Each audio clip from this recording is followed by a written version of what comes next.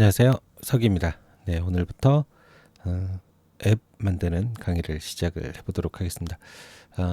앱 만드는 게 여러 가지 방식이 있는데 일단 초심자들한테 가장 추천드릴 수 있는 방식으로 굳이 안드로이드하고 iOS를 동시에 손쉽게 개발할 수 있는 가장 유명한 프로그램인 리액트 네이티브를 기반으로 강의를 진행을 하도록 하겠습니다.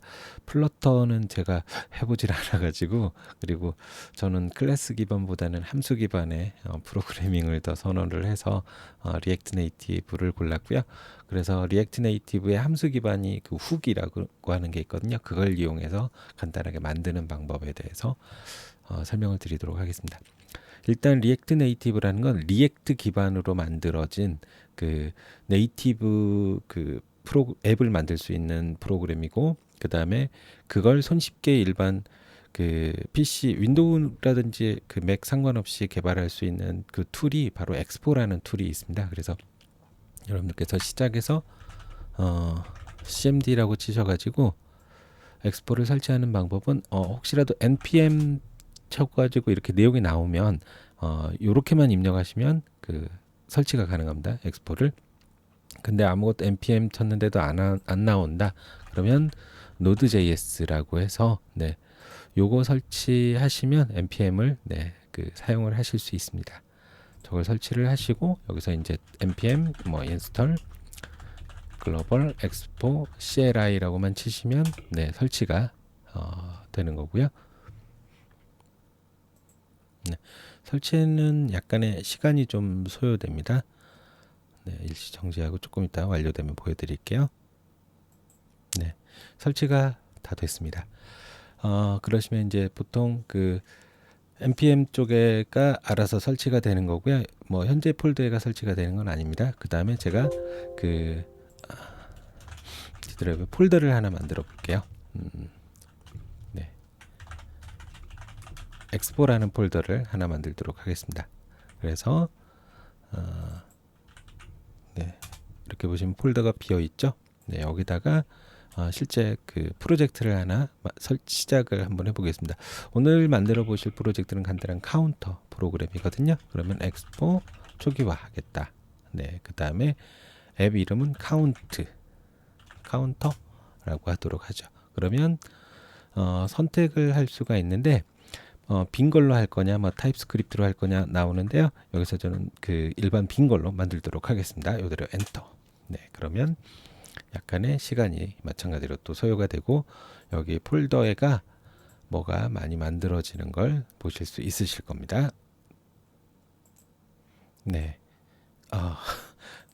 제가 D드라이브의 카운터라고 바로 만들어 버렸네요. 그러면 여기 카운터에 보시면 이렇게 파일들이 알아서 만들어져 있고요. 파일들이 좀 많아요. 이게 이제 기본 엑스포가 돌아가기 위한 모듈들이 저절로 설치가 된다라고 보시면 될 것 같아요. 실행 방법은 cd 카운터. 그래서 여기서 그 npm start라고 치시면 이제 엑스포 기본 앱 개발하는 엑스포가 실행이 됐습니다. 그 다음에 요거를 이제 여러분들께서 그 시뮬레이터를 쓰셔가지고도 하실 수 있는데 시뮬레이터를 쓰시기보다는 기계에서 바로 그러니까 그 안드로이드나 아이폰 쪽에서 바로 사용을 하시길 좀 권해드리는데 앱스토어 가셔가지고 엑스포라고 검색을 하신 다음에 나오는 앱을 설치를 좀 해주시는 게 좋습니다. 이 엑스포 고라는 앱을 설치를 하시고 그 다음에 아이폰에서 카메라에서 해당 바코드를 촬영을 해보면 이렇게 방금 만들어 놓은 카운트라는 앱이 저절로 실행이 되는 걸 보실 수 있으실 거예요. 화면 상에서는 저렇게 빌딩 자바스크립트 번들 해가지고 나오죠. 그리고 이제 VS 코드로 해당 폴더를 제가 바로 열어보도록 할게요. 그러면 이렇게 해당 파일들이 있는데 이 중에서 실제 앱은 app.js에서 만들어집니다. 지금 보고 계시는 요게 open up app.js start working on your app 이라고 나와 있죠. 이제 실제 작업을 한번 간단하게 카운터 프로그램을 한번 만들어 볼게요.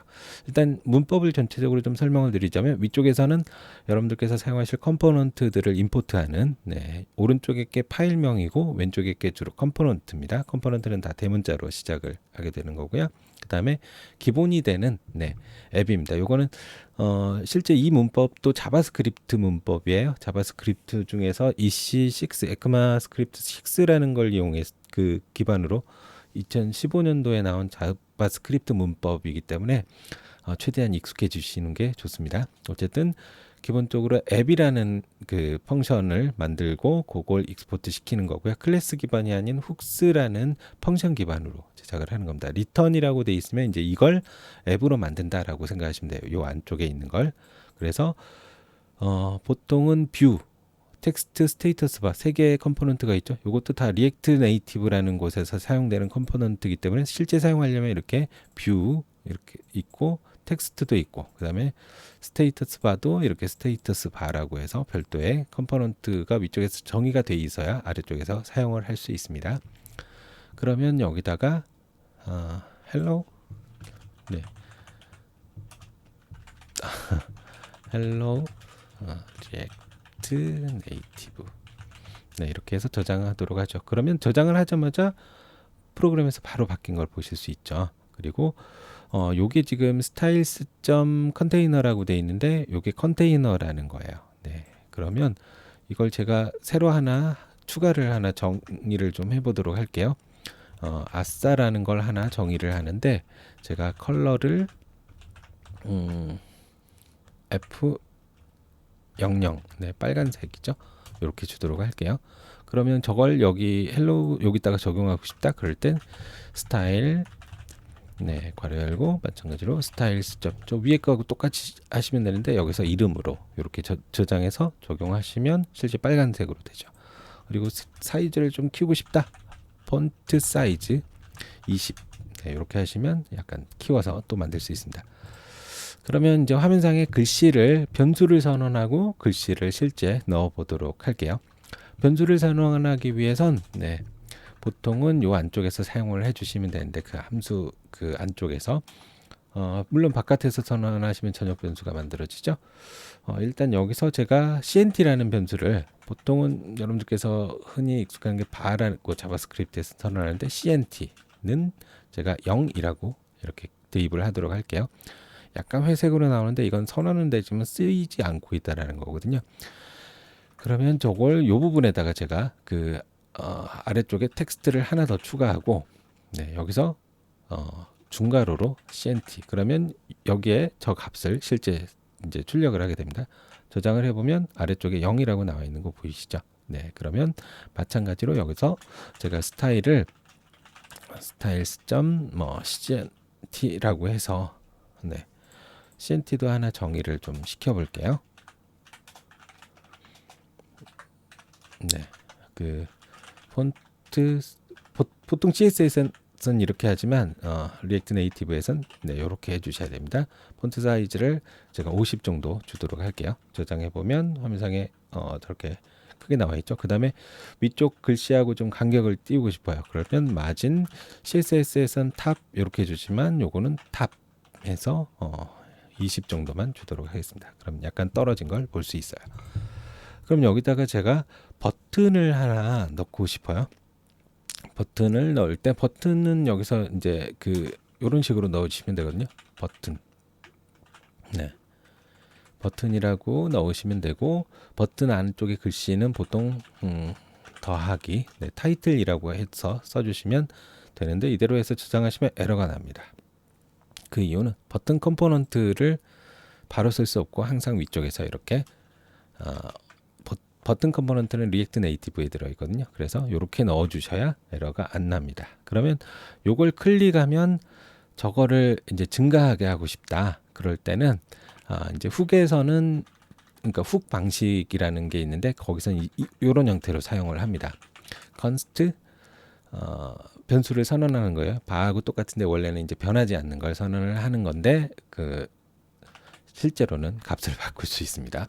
여기서 const에서 제가 CNT라고 변수를 선언을 하는데 set CNT라는 명령어예요. 그러니까 명령어를 정의를 하면 setCNT라고 해서 화면상에서 어디서 값을 쓰게 되면 그게 여기로 들어가게 되는 겁니다.